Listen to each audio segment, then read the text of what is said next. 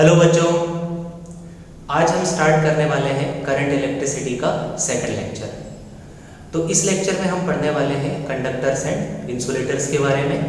साथ ही में हम ये पढ़ेंगे कि किसी भी मटेरियल में से इलेक्ट्रिसिटी का फ्लो क्यों होता है। तो इसके लिए हम एक छोटे से एग्जाम्पल पर जाते हैं। हमें पता है कि सारे मटेरियल्स एटम से मिलकर बने होते हैं और एटम्स में इलेक्ट्रॉन्स, प्रोटॉन्स और न्यूट्रॉन्स होते हैं। तो ये जो प्रोटॉन और न्यूट्रॉन है ये तो न्यूक्लियस में होते हैं, लेकिन इलेक्ट्रॉन्स ऑर्बिट में पाए जाते हैं।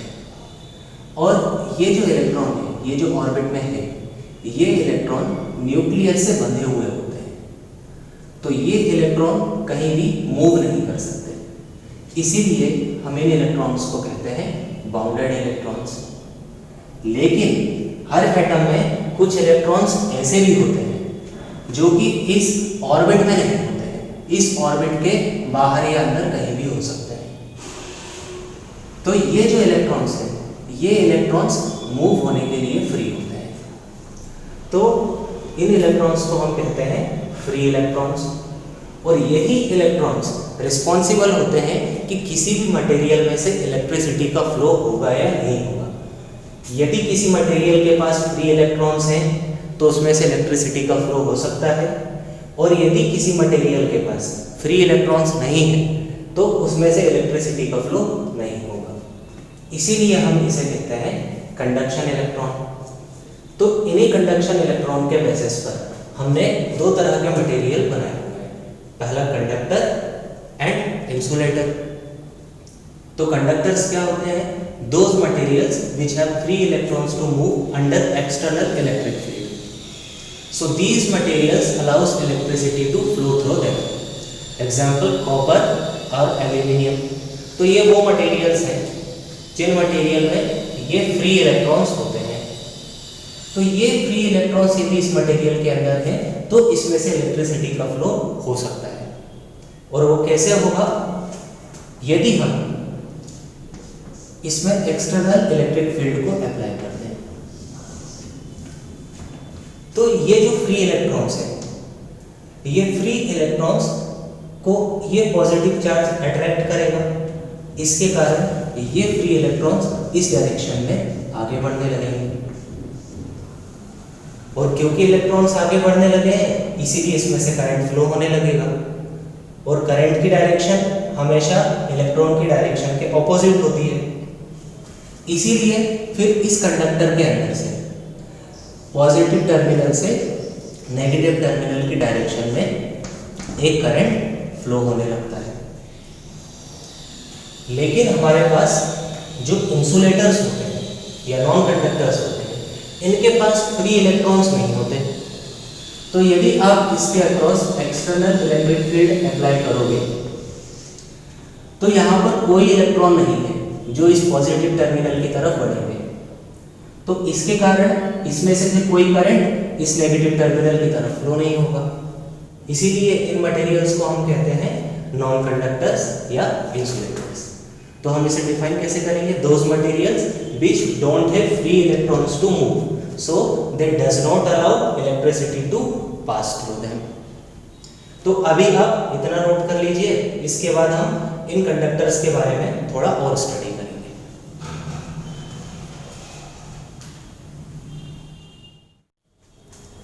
तो बच्चों, अभी हमने देखा कि कंडक्टर्स में फ्री इलेक्ट्रॉन्स होते हैं करंट के फ्लो के लिए। तो हम देखते हैं कि ये कैसे हेल्प करते हैं करंट के फ्लो में। तो सबसे पहले हमारे सामने सवाल आता है कि ये इलेक्ट्रॉन्स का कॉन्सेंट्रेशन कितना होता है। तो किसी भी मटेरियल के पर मीटर क्यूब में 10⁻29 तक फ्री इलेक्ट्रॉन्स हो सकते हैं। और ये इलेक्ट्रॉन्स कभी भी किसी भी मटेरियल में रेस्ट कंडीशन में हमें नहीं मिलते हैं, ये हमेशा मोशन करते रहते हैं। तो जैसे ही हम किसी फ्री इलेक्ट्रॉन्स को देखेंगे तो ये किसी भी पॉजिटिव आयन की तरफ अट्रैक्ट होगा, तो ये इस पॉजिटिव आयन की तरफ बढ़ना स्टार्ट हो जाएगा। लेकिन जैसे ही ये इस पॉजिटिव आयन से टकराएगा, टकराने के बाद हो सकता है कि वो दूसरे पॉजिटिव आयन की तरफ मूव करने लगे। फिर जैसे ही ये इलेक्ट्रॉन इस पॉजिटिव आयन से टकराएगा हो सकता है इससे टकराने के बाद ये दूसरे किसी पॉजिटिव आयन की तरफ बढ़ जाए, फिर हो सकता है कि इससे टकराने के बाद ये इस पॉजिटिव आयन से टकरा जाए। तो इस तरह से ये इलेक्ट्रॉन कंटिन्यूअसली पॉजिटिव आयन से टकराते रहते हैं और मूव होते रहते हैं, और इन टकराने को हम कहते हैं कोलिजन। तो कोई भी free electrons continuously positive charge से कोलिजन करता रहता है और एक जिग-जैग पाथ में मूव होता रहता है। तो ये इलेक्ट्रॉन पॉजिटिव चार्ज की तरफ जाने के लिए एक्सेलरेट होता है। पहले इस डायरेक्शन में एक्सेलरेट हुआ, फिर इस डायरेक्शन में एक्सेलरेट हुआ, फिर इस डायरेक्शन में एक्सेलरेट हुआ, फिर इस डायरेक्शन में एक्सेलरेट हुआ। तो ये एक्सेलरेट होने के लिए कुछ ना कुछ टाइम रहता है। तो हमने इस टाइम को बोल दिया रिलैक्सेशन टाइम।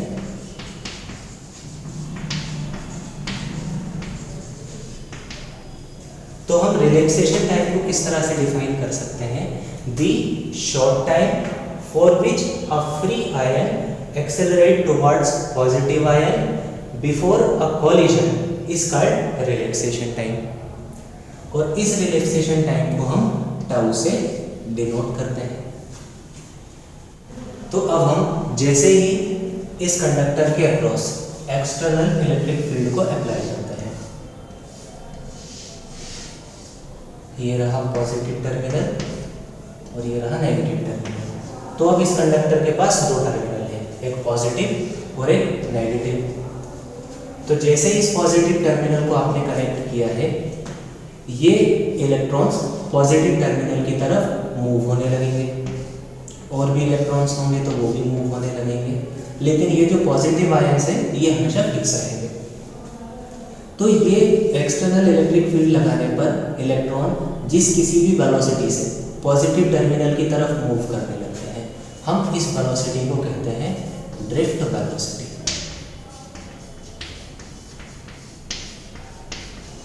इसे हम वीडी से डिनोट करते हैं।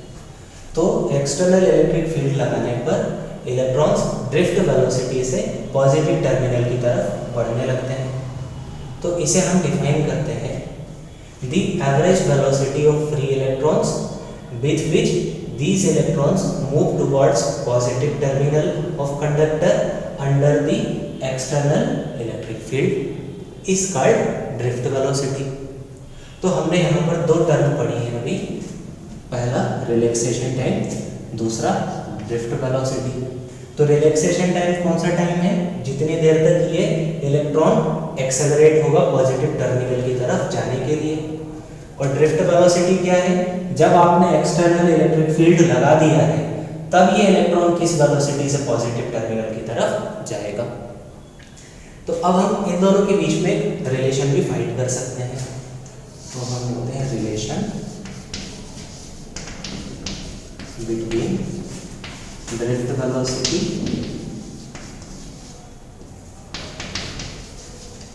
And relaxation time.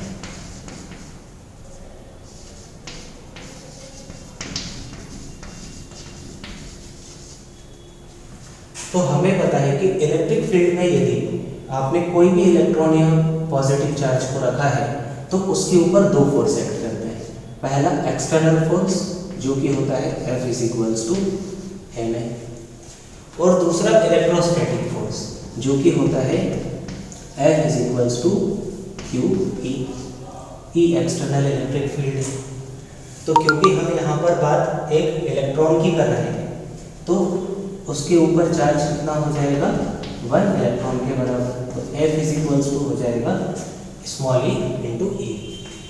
तो ये दोनों फोर्सेस इक्विलिब्रियम में होते हैं।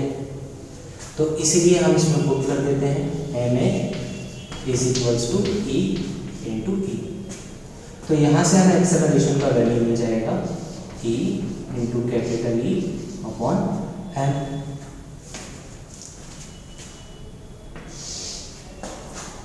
अब हम मान लेते हैं कि इनिशियली इस इलेक्ट्रॉन का इस डायरेक्शन में वेलोसिटी रहा होगा 0। तो इसे हम पुट कर देते हैं u = 0। तो फर्स्ट इक्वेशन ऑफ मोशन से हमें मिलेगा v = u + 80। तो हम इस v की जगह पुट कर देते हैं vd ड्रिफ्ट वेलोसिटी।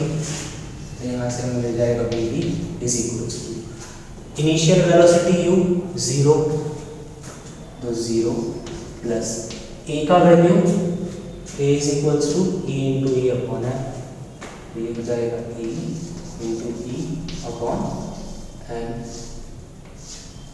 और इस t की जगह हम पुट कर सकते हैं रिलैक्सेशन टाइम, तो ये मिल जाएगा टाइम। तो हमें यहाँ से vd का वैल्यू मिल जाएगा e into tau upon m। तो ये हमारे पास ड्रिफ्ट वेलोसिटी और रिलैक्सेशन टाइम के बीच एक रिलेशन आ जाता है।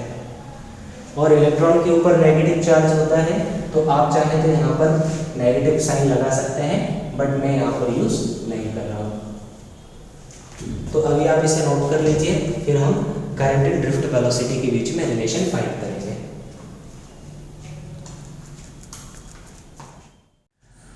तो बच्चों अब हम देखते हैं करंट इलेक्ट्रिसिटी और ड्रिफ्ट वेलोसिटी में क्या रिलेशन होता है। तो हम मान लेते हैं कि हमारे पास एक कंडक्टर है और इस कंडक्टर की लेंथ है L और क्रॉस सेक्शन एरिया है A। हमने इसे एक्सटर्नल इलेक्ट्रिक फील्ड से कनेक्ट कर दिया है। तो ये रहा इसका पॉजिटिव टर्मिनल, ये रहा नेगेटिव टर्मिनल। तो हम मान लेते हैं कि इस कंडक्टर के अंदर number of electrons per unit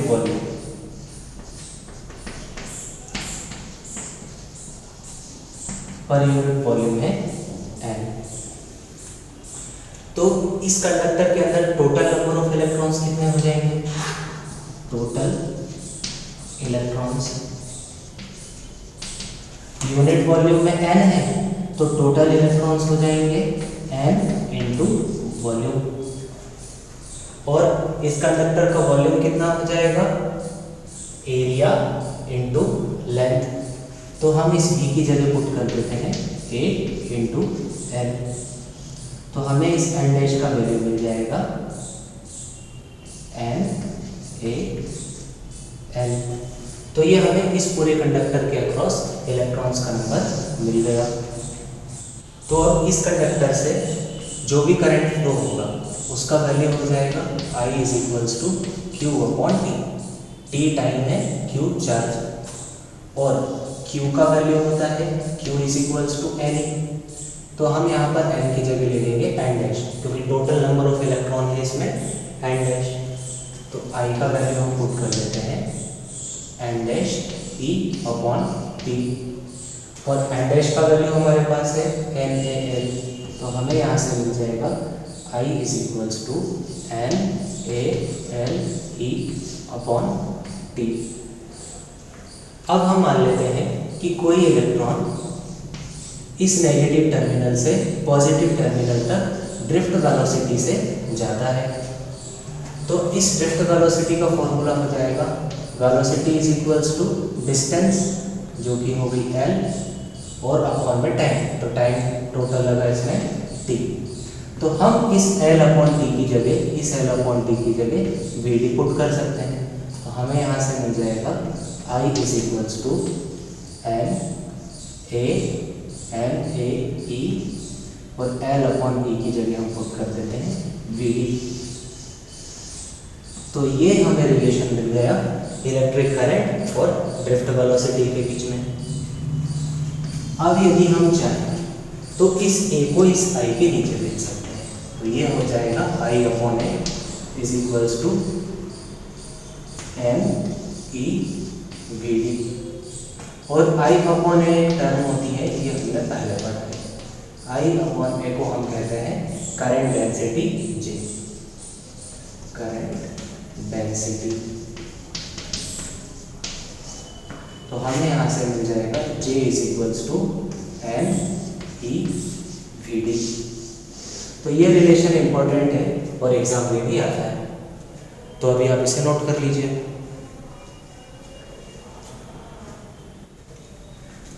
तो बच्चों आज का टॉपिक हम यही फिनिश करते हैं। लेकिन यदि किसी भी स्टूडेंट को किसी भी टॉपिक में कोई भी प्रॉब्लम हो तो आप मुझसे मेरे नंबर पर कांटेक्ट कर सकते हैं। मेरे चैनल में मेरा नंबर दिया हुआ है। सो थैंक यू बच्चों, पढ़ते रहो।